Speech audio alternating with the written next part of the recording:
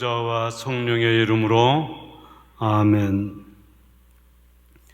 찬미 예수님, 그동안 안녕하셨습니까? 지난 시간 22장, 사도행전 22장, 사도 바울의 자기 변호에 대한 그 연설을 하는 장면 공부를 했었습니다.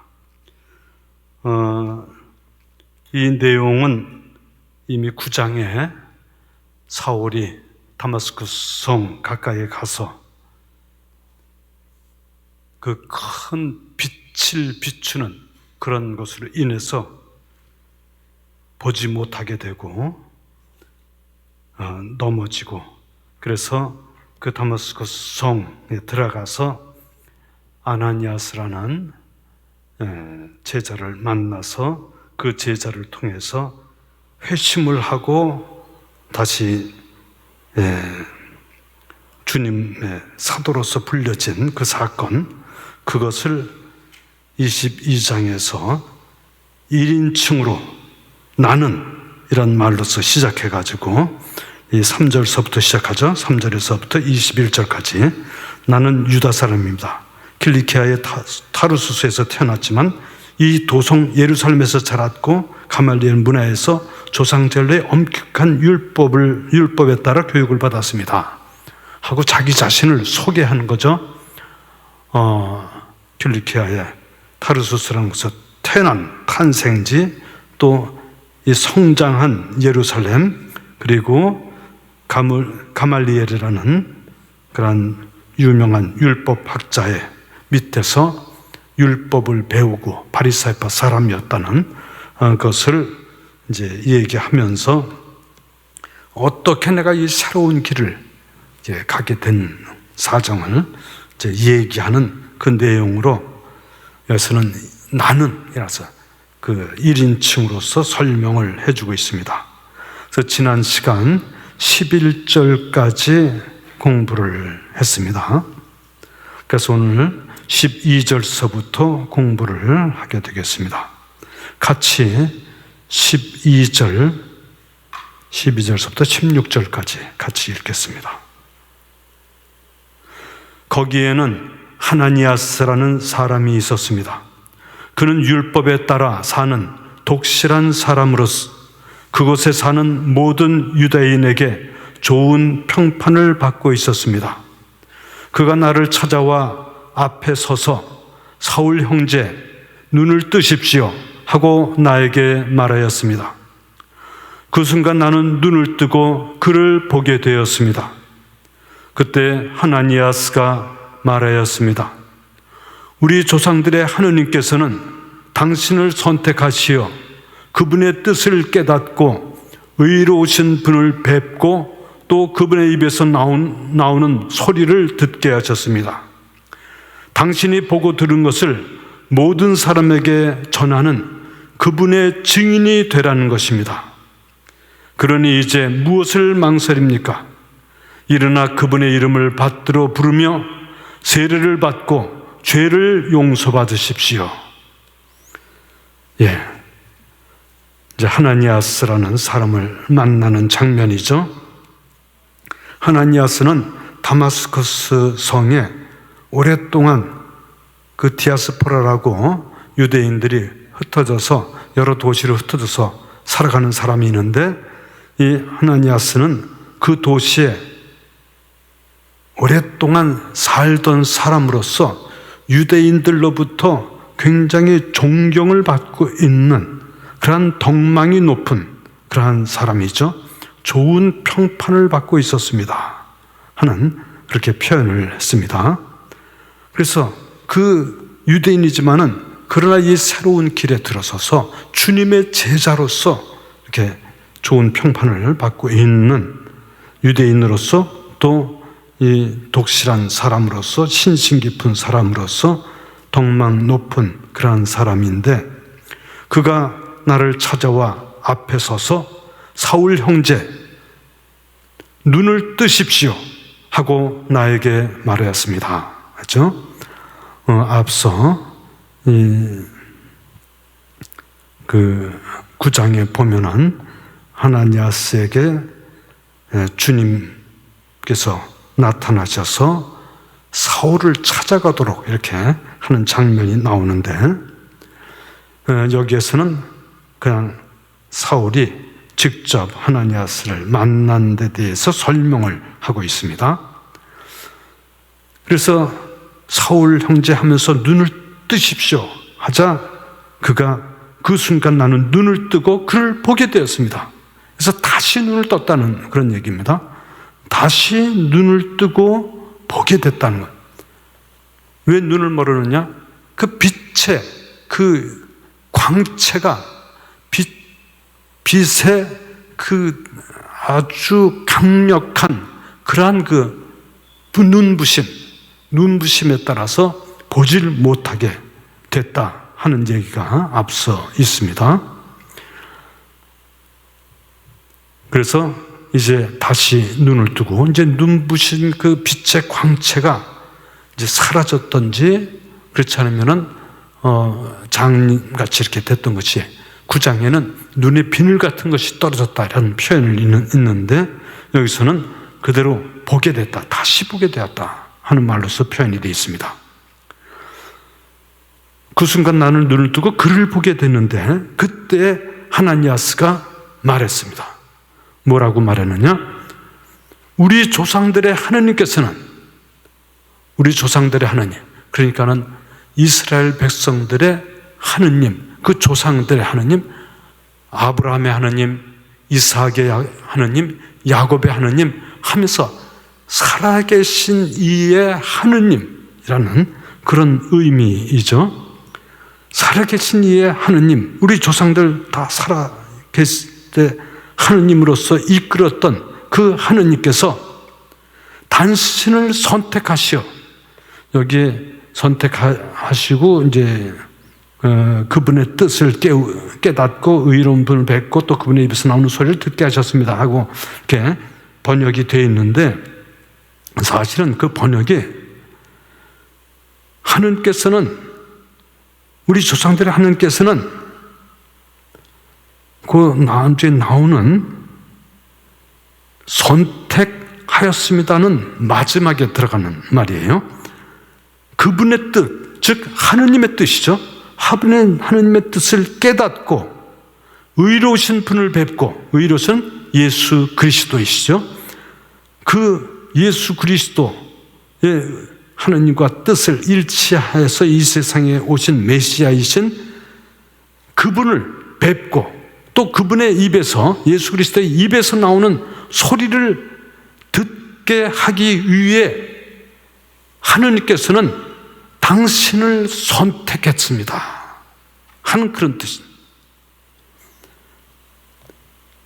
당신을 이 선택했다는 말도 영어로도 choos이라는 말이 나오긴 하지만은 원래는 수중에 넣었다 하는 그런 뜻입니다. 취했다, 내가 취했다, 손에 넣었다 하는 그러한 원래의 의미입니다. 당신을 손에 넣었다. 이 사람이 있는데 그 중에서 너가 가장 좋을 것 같아서 너를 선택했다 하는 이 말이 아니고, 손에 넣었다 하는 것은 너가 잘못 알고 이렇게 헤매고 다니고 그냥 내 제자들, 그분이 약속한 메시아의 제자들, 오히려 그 제자들을 잡으러 다니고 잘못된 길로 가고 있는 너를 수중에 넣어서 너가 깨우침을 얻도록, 그래서 그 길에서 만난 그분이 바로 예수 그리스도이신데, 그분을 만나고 그분의 입에서 나오는 소리를 듣게 하기 위해서 하느님께서 너를 수중에 넣었다, 너를 취했다 하는 그 말씀이죠. 하나니아스가 사도 사울에게 그렇게 얘기를 하는 겁니다. 왜냐하면, 그러니 그 앞에 소리를 듣게 하셨습니다. 듣게 하려고 당신을 선택했습니다. 당신이 보고 들은 것을 모든 사람에게 전하는 그분의 증인이 되라는 것입니다. 이것은 바로 당신이 보고 예수님을 만나보고 또 들은 것, 예수님의 말씀을 들은 것, 그 모든 것을 모든 사람에게 전하는 그분의 증인, 이게 바로 목격 증인이란 뜻이죠. 바로 사도로서의 불림을 받는 그 장면이겠습니다. 목격 증인은 바로 사도들인데, 부활하신 예수님을 만나고 예수님의 그 소명을 알아듣고 예수님의 소명을 따라 살아가는 그 사도들과 같이 당신이 보고 들은 것을 모든 사람에게 전하는 그분의 증인이 되게 하기 위해서입니다 하고 얘기를 해주고 있습니다. 그러니 이제 무슨 망설입니까? 일어나 그분의 이름을 받들어 부리고 그리고 세례를 받고 죄를 용서받으십시오. 이때까지 잘못 가고 헤맸던 그러한 모든 것을 뉘우치고 잘못을 깨닫고 죄의 용서를 받고 그래서 예수 그리스도의 이름 안에 잠기십시오. 예수님의 세례를, 그 이름을 받들어 부른다는 것은 그 이름 안에 잠긴다는 것이죠. 그래서 망설이지 말고 이제 그것을 받아들여서 세례를 받아라. 주님의 그 이름 안에 잠겨라 하는 얘기를 하나니아스가 해주고 있습니다. 그래서 이제 그러한 살아있는 그리스도를 증거하는 그러한 삶을 살게 되는 거죠. 17절서부터 21절까지 함께 읽겠습니다. 나는 예루살렘으로 돌아와 성전에서 기도할 때 무화견에 빠져 나에게 이렇게 말씀하시는 그분을 보았습니다. 어서 빨리 예루살렘을 떠나라. 사람들이 나에 관한 너의 증언을 받아들이지 않을 것이기 때문이다. 그래서 내가 아뢰었습니다. 주님, 제가 회당마다 다니며 주님을 믿는 이들을 감옥에 가두고 매질한 사실을 저들이 알고 있습니다. 그리고 주님의 증인인 스데파노가 피를 흘리며 죽어갈 때 저도 곁에 있었을 뿐만 아니라 그 일에 찬동하면서 그를 죽이는 자들의 옷을 지켜주기까지 하였습니다. 그러나 주님께서는 나에게 이르셨습니다. 가거라. 나는 너를 멀리 다른 민족들에게 보내려고 한다. 이 대목 참 중요한 대목인데, 나는 이제 3차 선교 여행을 다 이렇게 마치고 예루살렘에 돌아와 그런 이제 이 증언을 지금 하고 있는 거죠. 그 성전에서 기도할 때 무화경에 빠져 나에게 이렇게 말씀하시는 그분을 보았습니다. 이것은 3차 여행 얘기가 아니고 지금 다마스커스 성에서 그 안에서 하나니아스를 만난 그 이후의 얘기입니다. 예루살렘에서 그 다마스커스에 있다가 예루살렘으로 돌아와서 성전에서 기도할 때 이 성전에 대한 얘기를 꺼내는 것은 바로 바오로 사도가 이 성전을 모독했다 하는 얘기를 그 유대인들 중에 그 에베소에서 온 유대인 중에서 이렇게 얘기를 했는데, 그렇지 않고 성전을 존중하고 하느님이 계신 곳인 것을 알고 그 성전에 와서 기도했다 하는, 그 기도하면서 무화경에 빠졌다는 거예요.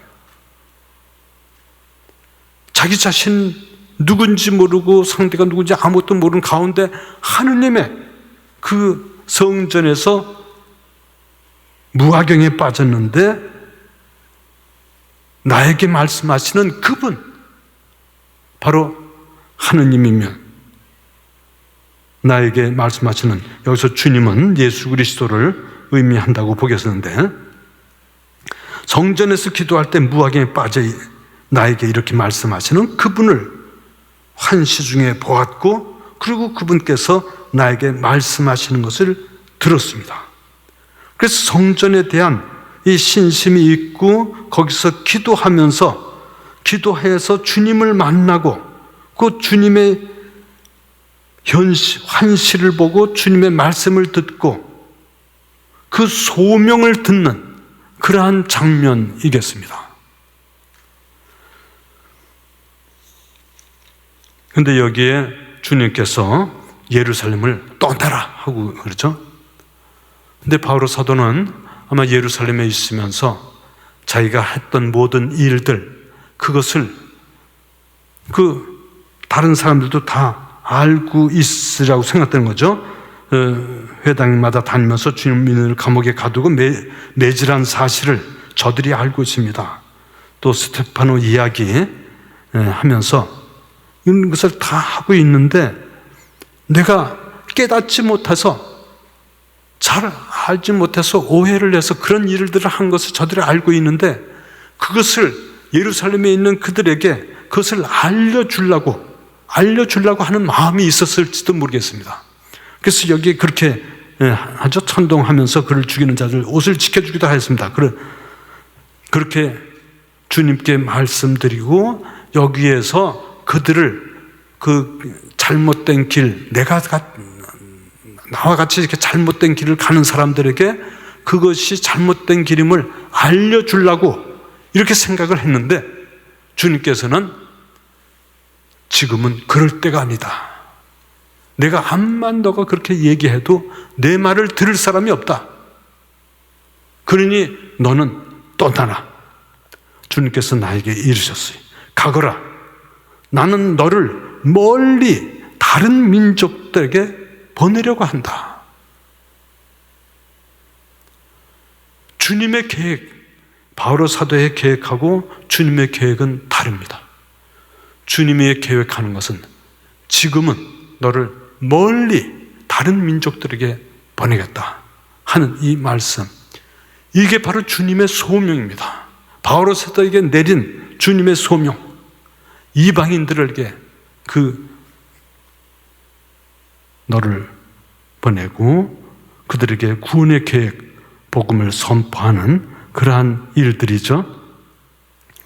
이것은 예수님의 소명하고 같습니다. 사도행전 13장에 1차 선교여행 할 때 비시디아의 안티오키아에서 회당에서 이 선교하는 얘기를 하는데 그들이 잘 듣지 않죠. 그래서 사도행전 13장 47절에 보면은 46절부터 보면, 우리는 하나님의 말씀을 먼저 여러분에게 전해야만 했습니다. 그러나 여러분이 그것을 배척하고 영원한 생명을 받기에 스스로 합당하지 못하다고 판단하니 이제 우리는 다른 민족들에게 돌아섭니다. 사실 주님께서 우리에게 이렇게 명령하셨습니다. 땅끝까지 구원을 가져다 주도록 내가 너를 다른 민족들의 빛으로 세웠다. 그래서 다른 민족들은 이 말을 듣고 기뻐하며 주님의 말씀을 찬양했다 하고 이렇게 13장 46절 47절에 이렇게 나오죠. 주님께서는 우리에게 이렇게 명령하셔서 땅끝까지 구원을 가져다 주도록 내가 너를 다른 민족들의 빛으로 세웠다. 이것은 그 밑에 이사야서 49장 6절에 나오는 그 말씀을 인용한 그 말씀이죠. 이 49장에 나오는 말씀은 야훼종의 둘째 노래죠. 바로 예수님 자신이 이방인 빛으로 파견된 메시아이시다 하는 것을 보여주는 그러한 이사야 예언서에 있는 말씀이 바로 사도 바울에게도 같은 소명을 지닌 것이고, 또한 이 소명은 우리에게도 같은 소명을 주신 그러한 소명이죠. 가서 복음을 전하라 하는 그 말씀, 이사야서 49장 6절에 나오는 말씀, 나는 나의 구원이 땅끝까지 다다르도록 나는 너를 민족들의 빛으로 세운다 하는 말씀이 있는데, 그것을 인용한 말씀입니다. 근데 야훼 종의 둘째 노래 49장에는 바로 메시아 그 정체성을 얘기하는 그 말씀인데, 바로 예수님 메시아로서의 이 세상에 보낸 그런 그 야훼 종의 노래에 나오는 그 예언에 나오는 말씀과 같죠. 여기에서 보면은 49장 1절에 먼 곳에 사는 민족들아 귀를 기울여라. 주님께서 나를 모태에서부터 부르시고 어머니 뱃속에서부터 내 이름을 지어주셨다. 모태에서부터 부르셨다 하는 이 말은 영원으로부터 그 소명을 주셨다는 그 말씀이죠. 성소가 태중에서부터 이렇게 소명을 주셨고 어머니 뱃속에서부터 내 이름을 지어주셨다. 같은 거죠. 이름이라는 것은 그 하나의 주님께서 지어주신 그러한 그 소명, 그 이름이 곧 소명이겠습니다. 그래서 이름값을 해라 하는 그 말도 있고 그렇죠. 네. 뭐든지 이 세상 모든 물건이 다 이름이 있습니다. 이름은 다 이름값을 다 하게 되는 것이죠. 그러니까 테레비면 테레비의 소명, 시계면 시계의 소명, 뭐 핸드폰 다 갖고 있는 그 자기가 가지고 있는 이 역할, 그것을 다 할 수 있도록 그 이름에 따른 그것이 다 일치가 되는 것이죠. 하느님께서 이름을 지어주신 것은 그 역할을 할 수 있도록 소명을 주셨다는 거죠. 그래서 2절에 그분께서 내 입을 날카로운 칼처럼 만드시고 당신의 손 그늘에 나를 숨겨주셨다. 이게 바로 메시아 그 구원자이신 메시아 구원자의 그 소명 또 역할, 그것을 얘기해 주고 있죠. 그분께서 내 입을 날카로운 입 칼처럼 만드셨다. 날카로운 칼, 입을 뭐 날카롭게 뾰족하게 만들어서 칼처럼 뾰족하게 된다는 것이 아니고 날카로운 칼, 그것은 입이 그렇게 예리하게 주님의 말씀은 쌍날칼 같다 하는 이런 말씀도 있죠. 그래서 그 예리하게 그것을 파헤치고 골수를 쪼개고 하는 그런 예리한, 그래서 입을 통해서 주님께서 지혜를 주시고 능력을 주시고 그러한 하느님의 소명과 뜻을 이루어주시는 그러한 모습을 얘기하고 계시죠. 그 당신의 손 그늘에 나를 숨겨주셨다. 손 그늘에, 손 밑에 항상 쓸 수 있도록 옆에 두고 있다 하는 것이죠. 그 나를 숨겨주셨어요. 항상 뭐 이렇게 가지고 항상 쓸 수 있도록 옆에 있지만은 그러나 감추어져 있어요.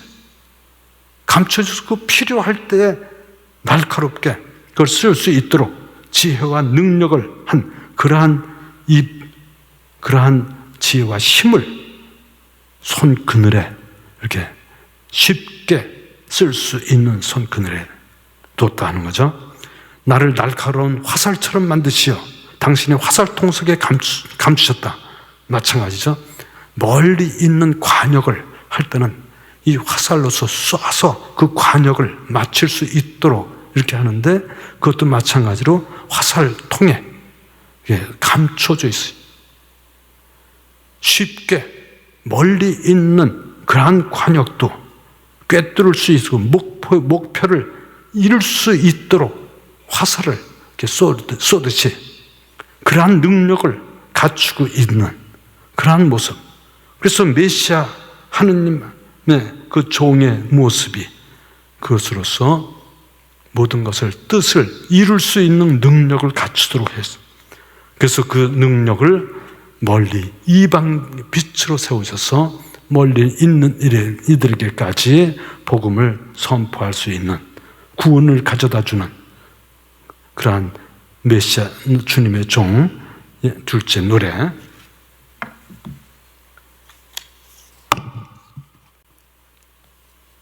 여기에 있듯이 가거라, 나는 너를 멀리 다른 민족들에게 보내려고 한다 하면서 바오로 사도에게 이야기하는 그 한 무아지경에 주님께서 나타나셔서 말씀을 해주시는 그러한 소명이죠. 바오로 사도 정말 이렇게 읽으면서 사도행전을 읽어보고 선교여행을 읽어보고, 저 그래도 계속해서 나오는 게 항상 주님의 영과 함께 살아가는 거예요. 자기 뜻대로 하는 것이 아니라 주님의 영이 오셔서 함께 다니고 함께 일하고 주님의 영에 의해서 움직여 나가고 있죠. 바로 신앙의 근원은 주님을 만난 사건입니다. 그래서 항상 다시 되돌아가요. 다마스커스 성에서 그리스도의 제자들을 잡으러 가다가 주님을 만나게 된 것, 그것이 모든 신앙의 근원이고 모든 능력의 근원이고 모든 주님의 영과 함께 살아가는 근원이고, 우리 신앙은 종교다 하면은 제가 일본에서 이 좌선을 좀 하기도 했습니다. 5년 이상 좌선을 그 예수의 수도에 신부님 만나서 함께 그 신부님의 지도를 받아서 좌선을 하고 배우고 이렇게 했습니다만,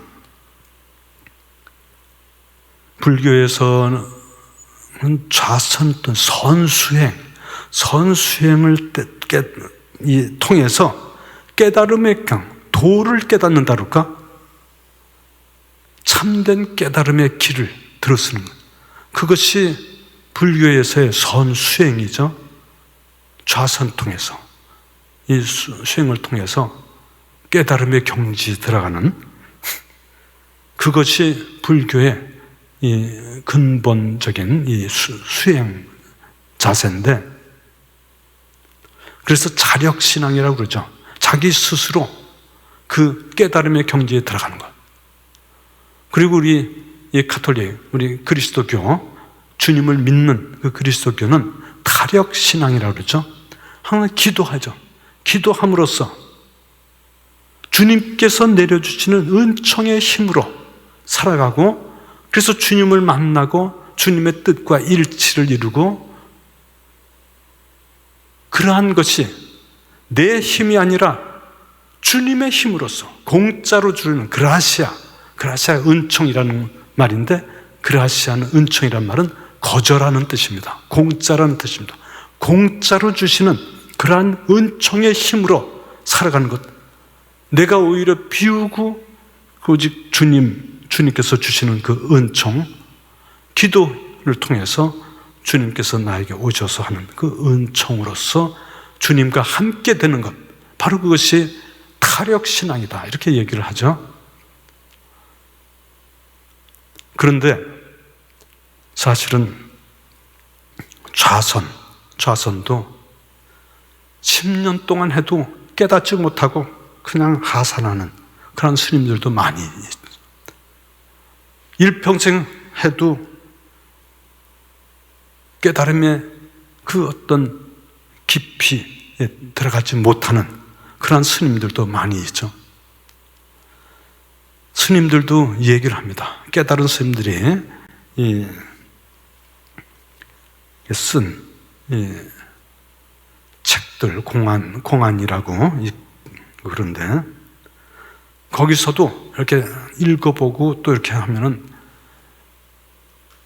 자기 자력신앙이라고 자기가 선수행해서 깨닫는 것이 아니라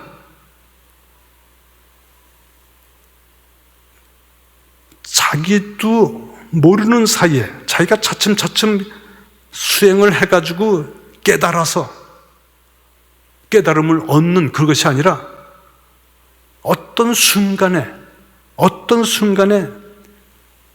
외부에서 나에게 주어지는 어떤 깨달음의 경지를 들어가는 거예요. 갑자기 깨달아요. 자기가 선수행을 열심히 하지만은 그러나 그것만으로 깨닫는 것이 아니라 외부에서 갑자기 나도 모르게 주어지는 어떤 바람 소리, 어떤 이 시냇물 소리라든지 이 대자연, 어떤 때는 사람이 나를 그냥 이 몽둥이로 때릴 때 외부에서 오는 어떤 것들로 인해서 깨달음으로 들어가는, 수행을 하지만 수행만으로 것이 아니라 외부의 그러한 힘으로써 깨달음의 경지로 들어가는, 그것을 스님들이 다 얘기를 하고 있습니다. 마치 병아리가 알에서 깨어나올 때 병아리 힘으로다가 깨어나오는 것이 아니라 어미닭이 그 아주 미묘한 순간에 병아리가 깨나올 때 어미닭이 껍데기를 쪼아서 그것을 이 병아리가 나올 수 있도록 그렇게 해주는, 그것과 마찬가지로 어떤 순간에 갑자기 깨달음을 경지에 들어가는 그런 것이죠. 바오로 사도는 사실 깨우치려고 애를 쓰고 자기가 열심히 한 게 아닌지도 모르겠습니다. 오히려 그 반대로 하느님의 뜻을 잘못 깨닫고 율법을 잘못 알고 아마 자기 나름대로 깨달으려고 이렇게 했을지도 모르겠어요. 그래서 열심히 공부하고, 그런데 잘못된 길로 가는 그러한 그 그리스도, 예수 그리스도라는 그러한 인물, 그래서 잘못 글로 쫓아가는 그러한 사람들, 그런 사람들이 잘못됐다고 해서 그 사람들을 막으려고, 벌을 주려고, 체포하려고 쫓아다니던 그러한 사람이었죠. 그래서 자기 스스로도 그래서 팔싹동이 같은 나에게까지 주님께서 나타나셨다 하죠. 이 고린도전서 15장 한번, 고린도전서 15장 8절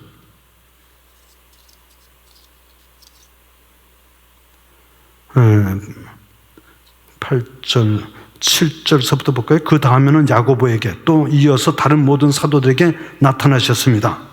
그리고 8절서부터 맨 마지막으로는 칠삭동이 같은 나에게도 나타나셨습니다. 사실 나는 사도들 가운데 가장 보잘것없는 자로서 사도라고 불릴 자격조차 없는 몸입니다. 하느님의 교회를 박해하였기 때문입니다. 그러나 하느님의 은총으로 지금의 내가 되었습니다. 하느님께서 나에게 베푸신 은총은 헛되지 않았습니다. 나는 그들 가운데 누구보다도 애를 많이 썼습니다. 그러나 그것은 내가 아니라 나와 함께 있는 하느님의 은총이 한 것입니다.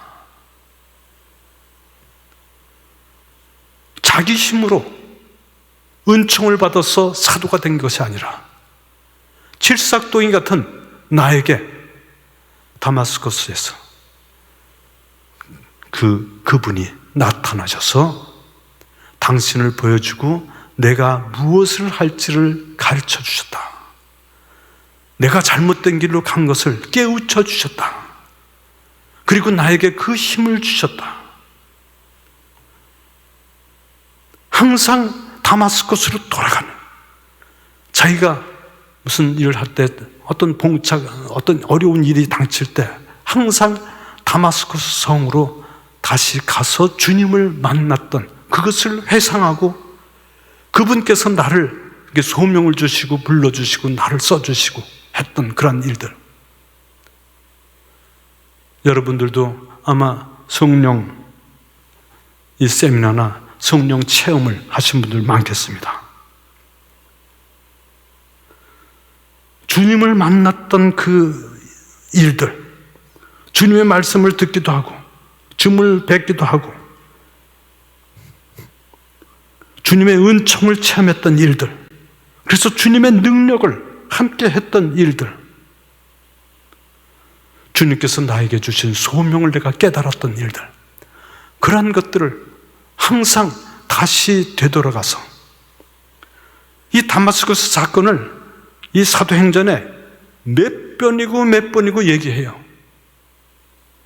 이 사람한테는 이렇게 얘기해주고 이 사람한테는 이렇게 얘기해주고, 그가 깨달을 수 있도록, 그가 잘못된 길을 바로잡을 수 있도록, 혹은 그가 하느님의 구원의 계획, 복음 메시지를 알아들을 수 있도록, 자기가 경험한 것을 다른 사람도 체험할 수 있도록 여러 번 얘기를 하는 거죠. 우리 봉사자들, 또 우리 성령 기도에 참여하는 사람들, 정말 하느님의 은총을 많이 체험했겠습니다. 그것을 항상 다시 그 길로 돌아서서 기회 있으면 다른 사람에게 그것을 증거하고 다른 사람과 함께 하느님을 찬양할 수 있는 기회를 가져야 됩니다. 주님이 이 강의를 듣고 있는 우리 모든 이들, 우리 봉사자들, 우리 기도의 회원들, 모든 이들, 주님 사도 바울과 같이 주님께서 그들 안에 함께 해주셔서 그들이 가는 곳마다 주님의 말씀과 능력으로서 이들이 주님을 증거할 수 있는 삶을 살 수 있게 되기를 간절히 기도드립니다. 사도 바울은 정말 그러한 열정으로 사로잡혔어요. 그래서 자기가 잘못된 길을 갔던 것을 다른 사람이, 또 이것을 알지 못하는 그런 사람들이 주님을 알고 메시아를 알아듣고 예수 그리스도를 알고 예수님의 말씀을 전할 수 있도록 온 지방을 다 다니면서, 온 일 다 다니면서 증거의 삶을 살았던 것이죠. 이 소명이, 가거라, 나는 너를 멀리 다른 민족들에게 보내려고 한다 하는 이 소명을 다마스쿠 성에서 자기가 예루살렘으로 가서 성에서 예수님을 만나고 예루살렘에 가서 성전에서 이 말씀을 들어서 사도 직분을 갖게 됐다는 것을 지금 증거하고 있습니다. 22절서부터 같이 읽겠습니다. 로마 시민권의 행사. 유다인들은 바울의 말을 여기까지 듣고는 소리를 높여 저런 자는 이 세상에서 없애버려야 한다, 살려두어서는 안 된다 하고 말하였다. 그들이 이렇게 고함을 지르고 겉옷을 벗어 던지며 공중에 먼지를 날려대자 천인대장이 바울을 진지 안으로 끌고 가라고 명령하였다. 그리고 책찍질로 바울을 신문하라고 지시하였다. 유대인들이 바울에게 소리를 질러대는 까닭을 알아보려는 것이었다. 그래야 군사들이 가죽끈으로 바울을 단단히 묶자 바울과 곁에 선 백인대장에게 말하였다. 로마 시민을 재판도 하지 않은 채 책찍질을 해도 되는 것이요. 이 말을 들은 백인대장이 천인대장에게 가서 어떻게 하시렵니까? 저 사람은 로마 시민입니다 하고 보고하였다. 천인대장이 바울에게 가서 나에게 말해보시오. 당신은 로마 시민이요? 하고 물으니 바울가 그렇소 하고 대답하였다. 천인대장이 나는 그 시민권을 많은 돈을 들여 얻었소 하자 바울가 나는 로마 시민으로 태어났소 하였다. 그러자 바울을 신문하려던 자들이 곧 물러났다.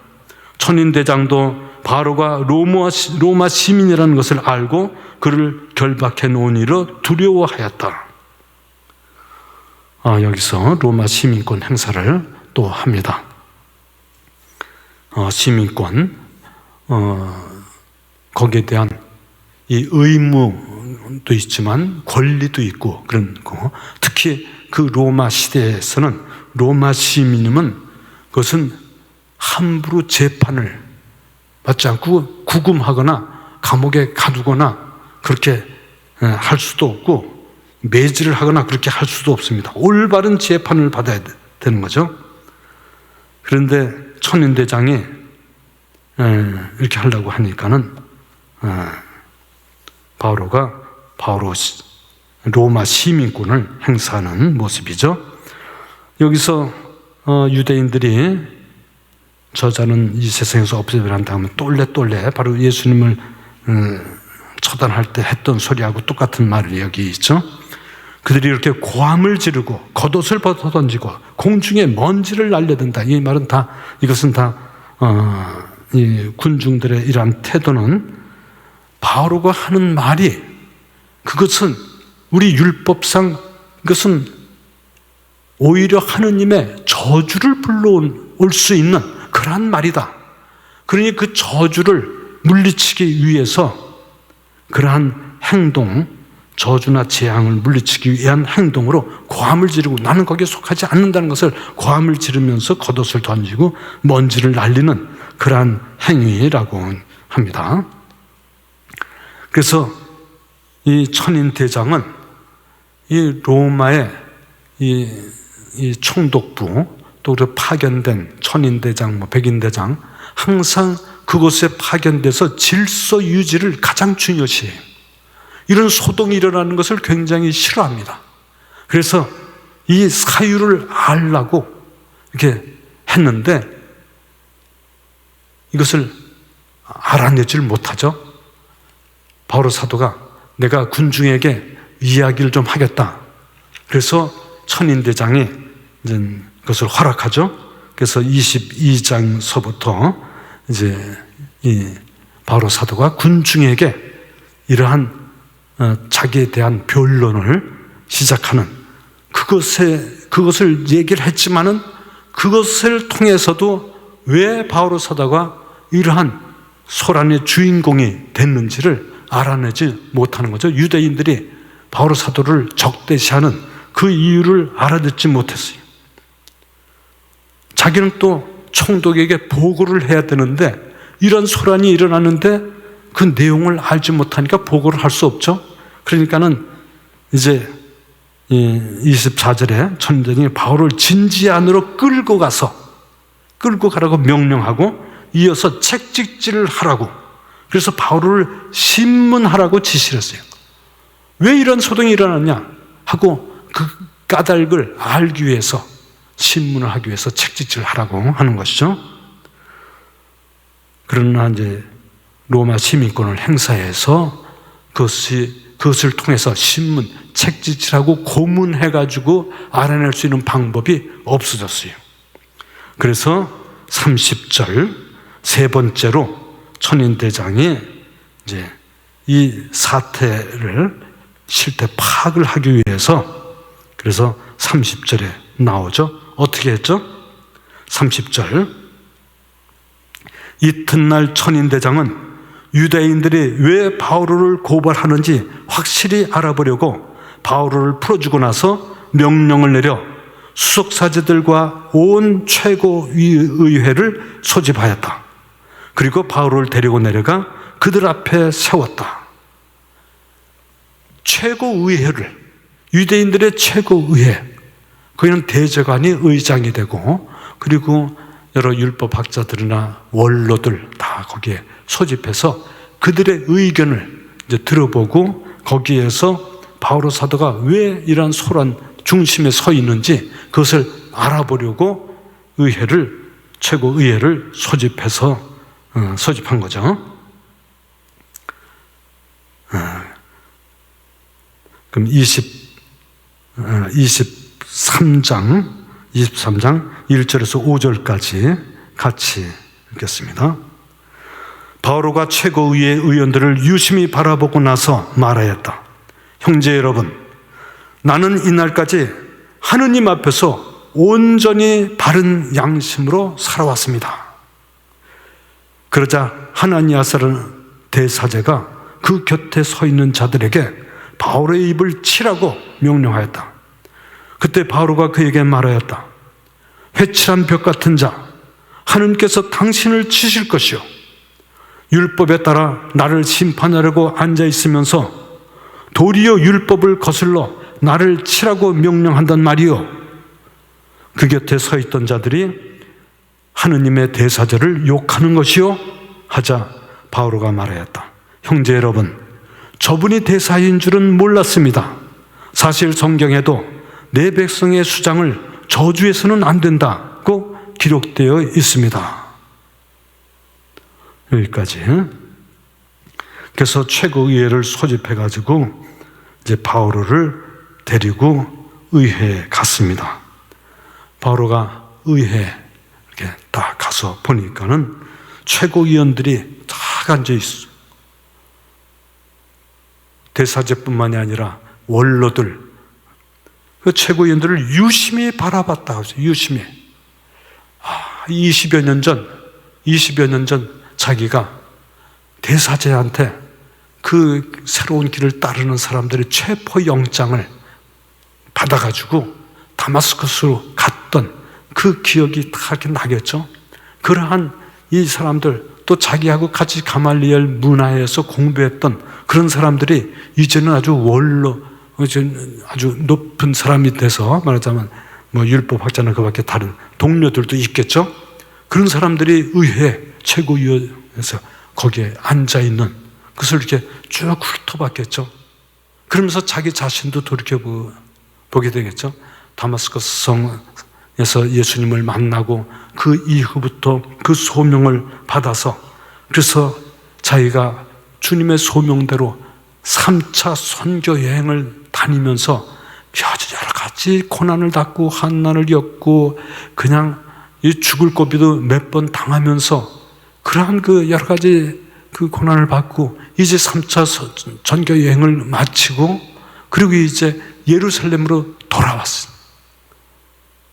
그 예루살렘에 돌아왔는데 거기서 선동하는 사람들의 그 선동으로 체포가 돼서, 그래서 지금 이 의회에 지금 체포돼서 와 있는 그러한 자기 상태, 그리고 그 최고위원들 그렇게 앉아 있는 사람들 그렇게 보면서 이 사람들도 정말 하느님께서 부르시는 구원의 그 길로 왔으면, 기회가 있으면은 항상 모든 사람들에게 구원의 길로 이끌면서 복음을 전파하는 사도 바오로, 정말 아주 굉장히 그 안에서 여러 가지 생각에 아주 이렇게 충만하게 돼 있는 그런 상태 아니겠어요?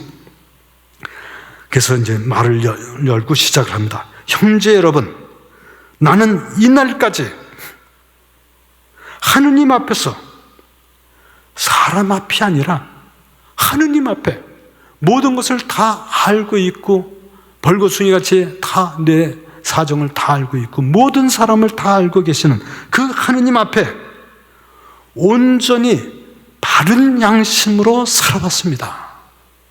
양심, 바른 삶, 올바른 그러한 마음과 그 양심대로 살아왔다.